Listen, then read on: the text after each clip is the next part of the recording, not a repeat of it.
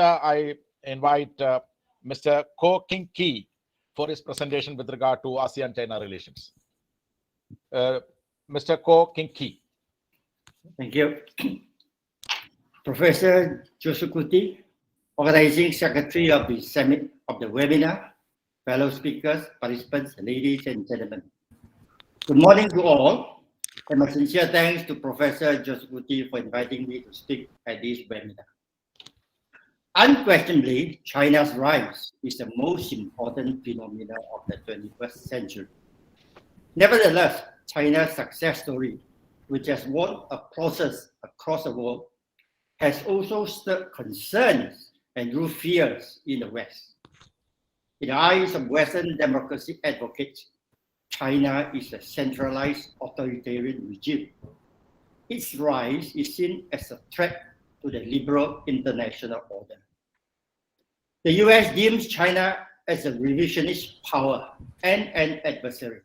It regards the Chinese government as an authoritarian regime which does not subscribe to Western liberal values and poses an imminent challenge to America's global hegemony. In its first press conference in March 2021, US President Joe Biden said, "The big power competition between US and China is a competition between democracy and autocracy in the 21st century. And America must win to prove that democracy works." In fact, since the US became the sole superpower of the world after the Cold War, maintaining global supremacy has been the paramount goal of America's national strategic plans. The defense planning guidance for the year 1994 to 1999, drew up by the US National Security Council in 1992, categorically stated that US global strategy after the collapse of the Soviet Union is to prevent any hostile forces from reappearing in the world that would threaten US global leadership. It is therefore not surprising that containing China's rise has now become the bipartisan consensus in Washington. China containment is the magic word that unites the otherwise divided US political mainstream. Ladies and gentlemen, China has long historical ties with the Southeast Asian countries. However, due to the support of communist movements in the region by the Communist Party of China, China's diplomatic ties with Southeast Asian countries did not begin until 1972, when Malaysia, my country, became the first Southeast Asian country to establish diplomatic relations with China. And Singapore was the last Southeast Asian country to establish formal diplomatic relations with China in 1990. China's relationship with Southeast Asian countries got off to a fresh start after the Cold War. China was invited to the 1991 ASEAN Summit in Kuala Lumpur and became ASEAN's full dialogue partner in 1996. China found ASEAN to be a friendly and geopolitically neutral. China adopted a policy of good neighborliness and non-interference towards ASEAN, which is the pillar of its foreign policy in line with the spirit of peaceful rise. China-ASEAN relationship quickly flourished, and China actively engaged in all ASEAN-led regional security structures, such as ASEAN Regional Forum, ASEAN Plus 3, East Asia Summit, ASEAN Defense Ministers Meeting Plus. During the ASEAN financial crisis in 1997, China not only did not devalue its renminbi, but also provided financial support to the crisis-ridden countries like Thailand and Indonesia that won much goodwill and trust from ASEAN.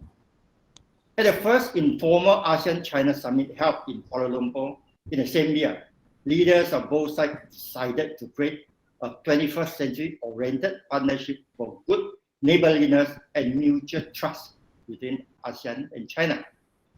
In 2003, China acceded to the Treaty of Amity and Cooperation in Southeast Asia, leading the way among all ASEAN dialogue partners and upgraded the relationship to strategic partnership for peace and prosperity.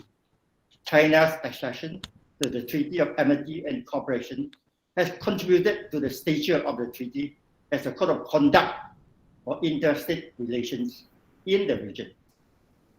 China sent its first resident ambassador to ASEAN in 2008, launched the ASEAN-China Center in Beijing in 2011, and established its permanent mission in ASEAN the following year. Meanwhile, the ASEAN-China Free Trade Agreement, which took effect in January 2010, provided a strong foundation for the enhancement of ASEAN-China economic relations.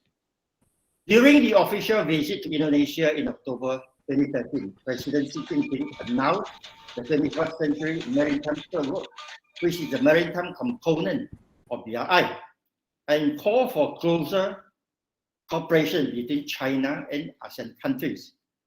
ASEAN countries responded positively to President Xi's call. The 10 ASEAN member countries are among the early supporters of BRI.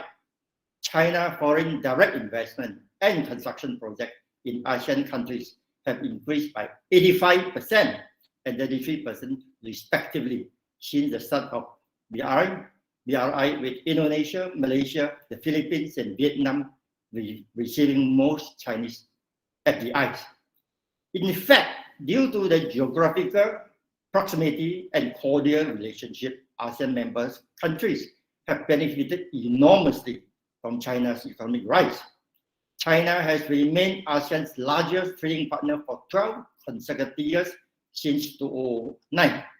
Trade between China and ASEAN skyrocketed by more than 80 times since the two sides established their dialogue relations in 1991, increasing from 8.36 billion in 1991 to 685.28 billion in 2020, at an average annual growth rate of 16.5%. In 2020, ASEAN overtook US to become China's largest trading partner. 6 member states, namely Vietnam, Malaysia, Thailand, Singapore, Indonesia, and the Philippines, contributed the lion's share of the trade, accounting for 94.8% of ASEAN's total trade with China in 2020. The resilience of China-ASEAN trade is reflected in an increase of 6.7% in bilateral trade between the two sides in 2020, despite the COVID-19 pandemic, when globally merchandise trade shrank by 5.3%. Ladies and gentlemen, Southeast Asia is both economically and geostrategically important to China. Southeast Asian countries' trade relation with China is likely to improve further, as China and US are both trying to reduce their economic interdependence, and as China turns to dual circulation to grow its economy. The RCEP, of which China and ASEAN countries are members, has just taken effect from January 1st. In a post-pandemic world in which globalization probably will give way to regional economic cooperation, RCEP will certainly expedite and accelerate the integration of China and Southeast Asian economies. An important issue that needs to be addressed in China-ASEAN relations is the South China Sea dispute. South China Sea is China's energy lifeline and critical to China's economic security. About 80% of China's energy imports and over 65% of China's maritime trade transited through the South China Sea each year. It is China's strategic waterway to the world. However, South China Sea is subject to several overlapping territorial claims involving China, Vietnam, the Philippines, Malaysia, and Brunei. The dispute has remained unresolved, and now South China Sea has become the battlefield of China-US geopolitical contest. US involvement in South China Sea dispute began in 2011 when President Obama shifted America's geopolitical focus to Asia under the Rebalance to Asia-Pacific strategy. From then on, US sided with Southeast Asian claimant countries in a dispute, a departure of its neutral stand it has upheld in the past. In 2017, Trump replaced the Asia-Pacific rebalancing strategy with the Indo-Pacific strategy, which has since become America's global China containment strategy. Former US Secretary of State Pompeo in July 2020 issued a strong statement on the South China Sea dispute, stating that Beijing's claim to offshore resources across most of South China Seas are completely unlawful, as is its campaign of growing to control them. The Indo-Pacific Strategic Framework, an important US national security document, emphasized that Indo-Pacific will remain an engine of US regional and global growth, and the US would promote and reinforce Southeast Asia and ASEAN's central role in the region's security architecture and encourage it to speak with one voice on key issues. In particular, the US would deepen the relationship with Malaysia, Indonesia, Vietnam, and Singapore. Biden administration has explicitly inherited and adopted Trump's Indo-Pacific policy in totality. Joe Biden turned the quadrilateral security dialogue into an important China containment mechanism and systematically implemented the strategic goals and actions of the Indo-Pacific Strategic Framework since assuming office. On September 15, 2021, US, UK, and Australia established AUKUS, that is the Australia, UK, US Trilateral Security Partnership Agreement, aimed at further strengthen military deterrence and strategic containment of China. Recent intensive visits by top officials of the Biden administration, including the Vice President, State Secretary, Defense Secretary, Trade Representative, and Commerce Secretary, are a clear manifestation of the importance that Biden administration attached to ASEAN and of its effort to implement the action plans of the strategic framework to counter China's growing influence in the region. In the virtual 2021 ASEAN Summit held in October, US President Joe Biden announced an investment worth up to $102 million to expand the US partnership with ASEAN.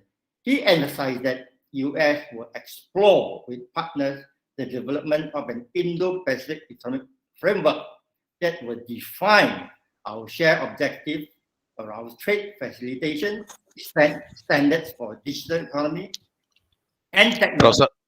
Professor Key, you have 2 more minutes. Decarbonization and clean energy infrastructure, worker standard, and clear area of shared interest.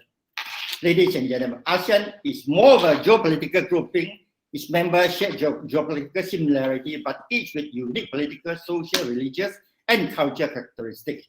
Its member states are at different stage of economic development, and their recent history and leadership changes which have shaped their relationship with China. ASEAN is fully cognizant of its strategic position in the global system. Though the level of political trust among ASEAN countries towards China may vary in general, ASEAN countries do not want to take sides in China-ASEAN big power competition. Centrality is a common stand of ASEAN. US deemed China as the only country with economic, diplomatic, military, and technology power to seriously challenge the stable and open international system. US-China relations is therefore unlikely to change in the foreseeable future, regardless of the political leadership in Washington. US-China relations will remain one that will be competitive when it should be, collaborative when it can be, and adversarial when it must be, as US State Secretary Anthony Blinken has said. ASEAN is now the battlefield of US-China competition, as US leadership in Asia-Pacific is key to maintaining the global hegemony. For China, support of ASEAN is critical to breaking China's hegemony. In view of the political realities and to rid the bulk of China-ASEAN relations, it's likely that China will have to readjust South China Sea policy soon to resolve the long-standing dispute. US is a country thousands of miles away from Southeast Asia. Its interest in ASEAN is mainly geopolitical, thus its relationship with Southeast Asian countries are transactional. For China, ASEAN countries are its immediate neighbor. Its interest in Southeast Asia is comprehensive, both economic and strategic, and must naturally be long-term for ASEAN countries, maintaining centrality in the era of big power competition no doubt, demand skilled diplomacy. Thank you. Thank you, Mr. Ko King Ki, for sticking to the time frame. Thank you. And we know that from the presentation of Mr. King Ki, see, ASEAN and South China is the battleground between China and the United States of America.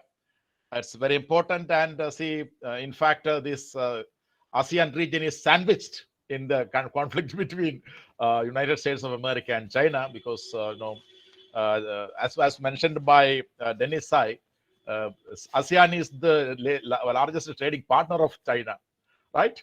See, although there are problems, the problems of 9-dash line and phone ops and differences of opinion with regard to the ownership of South China Sea. See, still they are partnering in trading, but still there are political problems. And I think that ASEAN is finding it very difficult to frame a kind of ASEAN way with regard to the China-ASEAN relation, right? So very, very good presentation, Mr. Ko King Ki. Thank you for your presentation.